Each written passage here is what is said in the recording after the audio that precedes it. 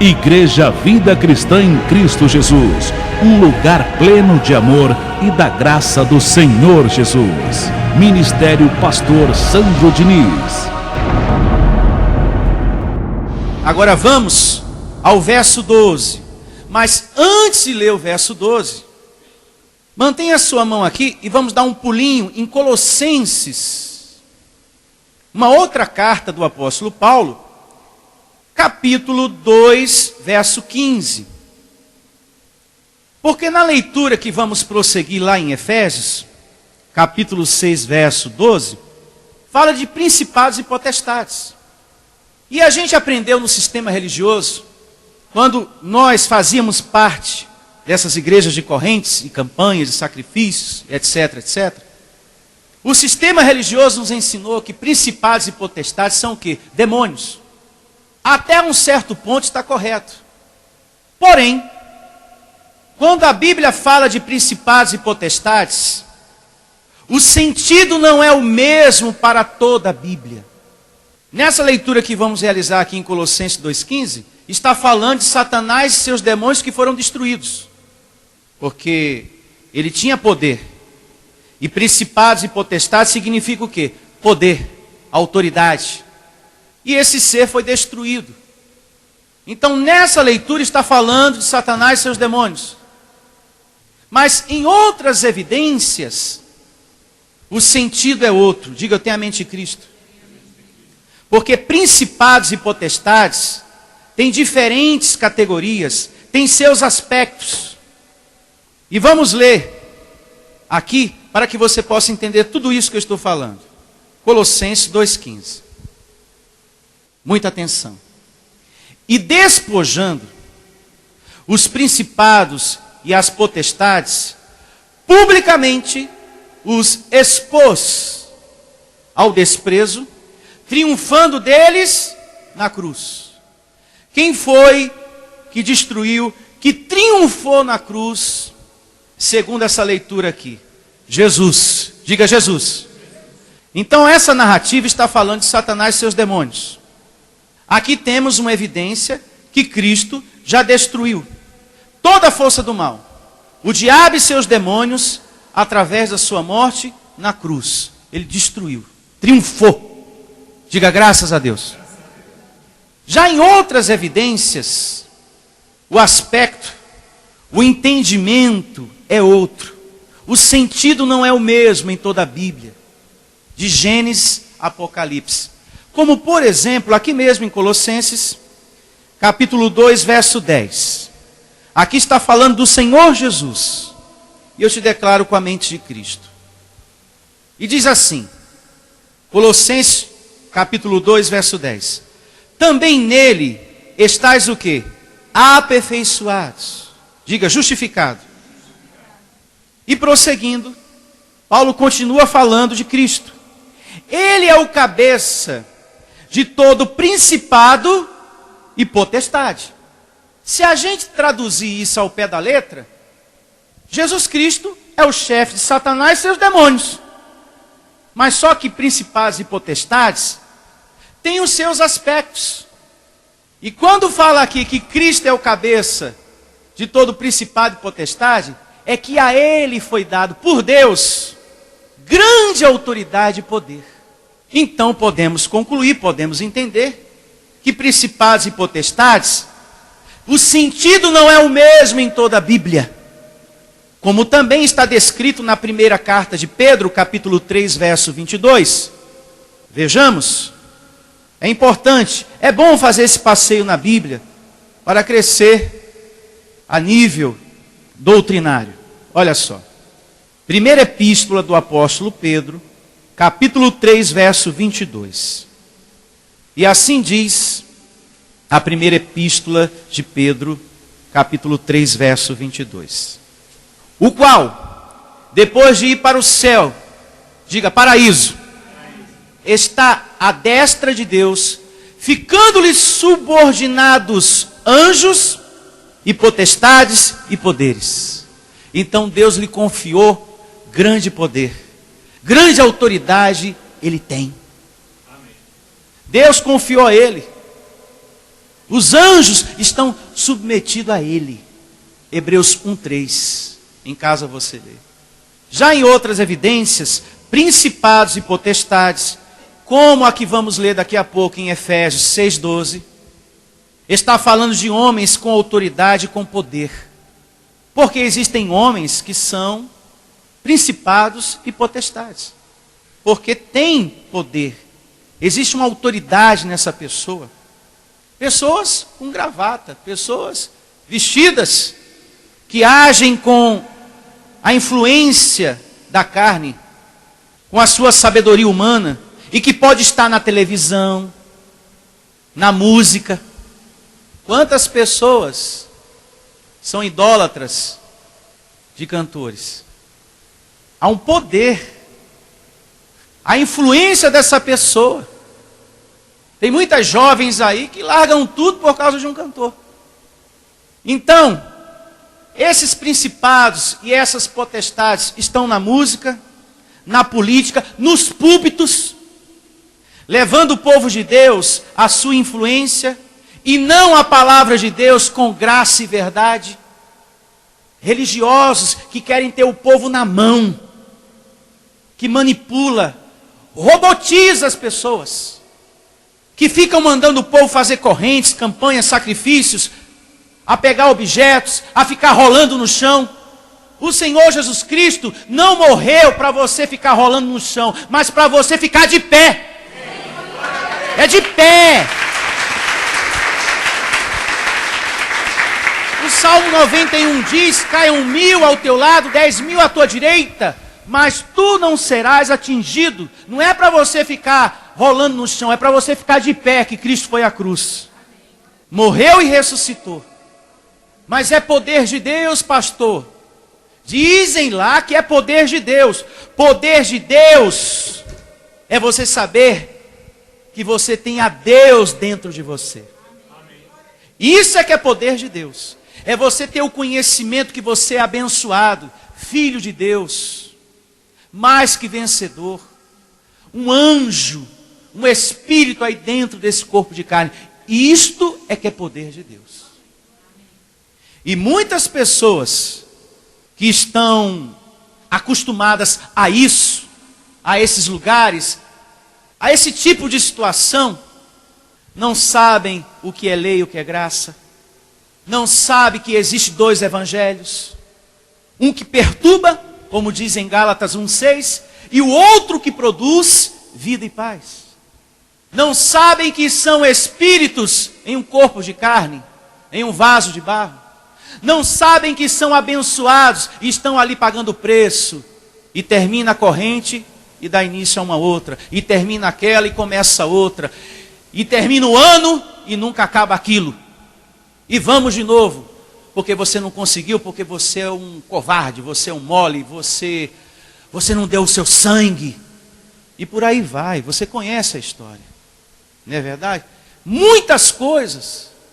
Então, por causa disso, a pessoa desconhece a verdade de Deus. Por estar acostumada a essas coisas. E quando adentra aqui, acha diferente, sofre um choque. Mas essa igreja não tem correntes. Aqui não tem a sexta-feira forte, não tem isso, não tem aquilo. Porque está acostumada ao quê? A campanhas, a objetos, a dar seu tudo.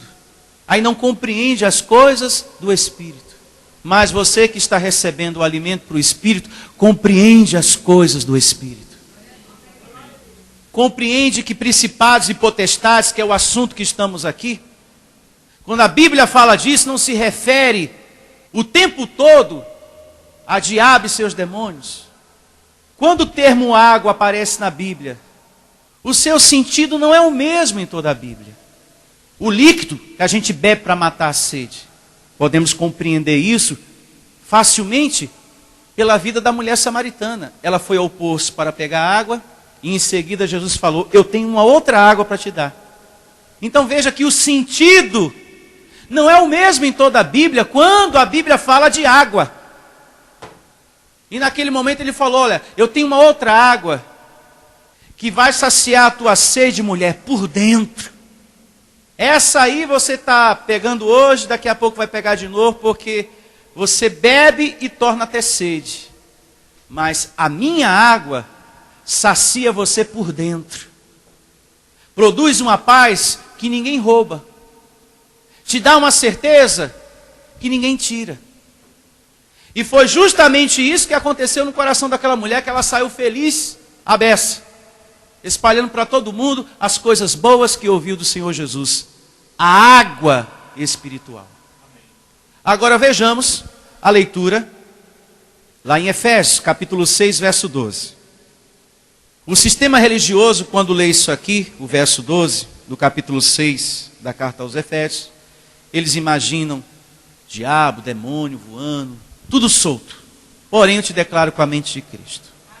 Porque a nossa luta não é contra o sangue e a carne, e sim contra os principados e potestades. Contra os dominadores. Da onde? Lá no céu? Lá no paraíso? Não, deste mundo tenebroso. Contra as forças espirituais do mal nas regiões celestiais.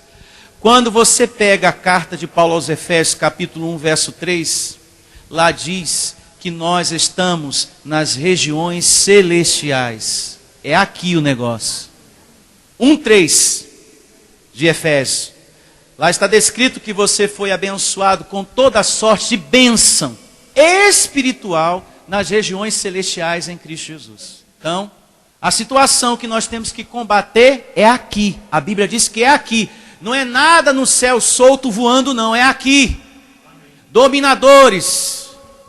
Ou seja, a nossa luta hoje é contra um espírito de ensino enganoso que causa trevas na vida das pessoas. Porque qual é o adversário da verdade? A mentira. Da carne, os desejos enganosos, as obras da carne. É o nosso adversário. Então a nossa luta é contra ideias ruins da carne, que fica bombardeando a nossa mente. É contra as palavras que vêm para te tirar do evangelho. É contra doutrinas falsas. É contra a ignorância religiosa. Que pessoas que por ter pouca cultura espiritual estão sendo enganadas lá fora por muitos pregadores, com a sua sabedoria, com a sua ciência. Então a nossa luta é contra homens com autoridade, que estão nas trevas, naquilo que eles falam. Diga, eu tenho a mente de Cristo. Aqui Paulo não quer que você combata ninguém fisicamente, mas aquilo que sai da boca daquele que está nas trevas. Qual era o cenário da igreja em Éfeso? De muita idolatria, porque lá existia o templo da deusa Diana. Era de muita falsa doutrina. É só você pegar o livro do Apocalipse, do capítulo 2, do verso 1 ao 7, que lá fala que lá em Éfeso havia muita mentira, falsos pregadores. Havia muita feitiçaria. Então, este era o cenário da igreja. Essa era a luta do apóstolo Paulo. Era isso que tinha que ser combatido. Não era para combater a ninguém, mas as situações das trevas. E para ficar ainda mais claro esse assunto, mantenha a sua mão aqui e abra na primeira carta de Paulo a Timóteo, capítulo 4, verso 1. Por favor. Primeira carta do apóstolo Paulo a Timóteo, capítulo 4, verso 1. Ora, o Espírito afirma expressamente, o Espírito de Deus, que nos últimos tempos alguns se apostatarão da fé, ou seja, do Evangelho, por obedecerem a espíritos enganadores e a ensino de demônios. Vai vendo, vai pensando com a mente de Cristo, nesses lugares que fala mais do diabo do que de Deus. Ensinos de demônios. E quem são esses espíritos enganadores? Verso 2. Pela hipocrisia dos que falam mentiras e que têm cauterizada a própria consciência, que proíbe o quê? O casamento. Pausa para uma reflexão. Até aqui já é suficiente. Qual é o lugar com o nome de igreja que proíbe o homem, o sacerdote, de se casar? Qual é o lugar? A Igreja Católica. Então aqui não está falando de espíritos soltos voando por aí, mas de pessoas. Aqui está falando do espírito da coisa. O espírito de ensino enganoso, que causa trevas, desconhecimento, engano na cabeça das pessoas, ao ponto da pessoa aceitar. Eu não vou me casar, porque falaram que não é para casar. Que para servir a Jesus aqui dentro, eu não posso casar. E essa influência, sabedoria de Deus ou do homem? Do homem, pronto, ficou ali na cachola dele, ele recebeu. Isso é um principado e uma potestade ali, atuando na mente daquela pessoa. Se você deseja servir a Deus por amor e pela fé, se você deseja meditar na palavra de Deus e acredita na superioridade da nova aliança, se você está cansado das obras da lei, então você é da Igreja Vida Cristã em Cristo Jesus e não sabe. Não perca mais tempo. Procure a Igreja Vida Cristã em Cristo Jesus, que está situada em Osasco, na região central, na Avenida dos Autonomistas 2247, ao lado da Ponte Metálica de Osasco. E venha ouvir as palestras iluminadas com o pastor Sandro Diniz, às quartas-feiras, às 19 horas, e aos domingos, às 9 da manhã. Igreja Vida Cristã em Cristo Jesus, a igreja que estimula a sua fé sem desprezar a sua inteligência.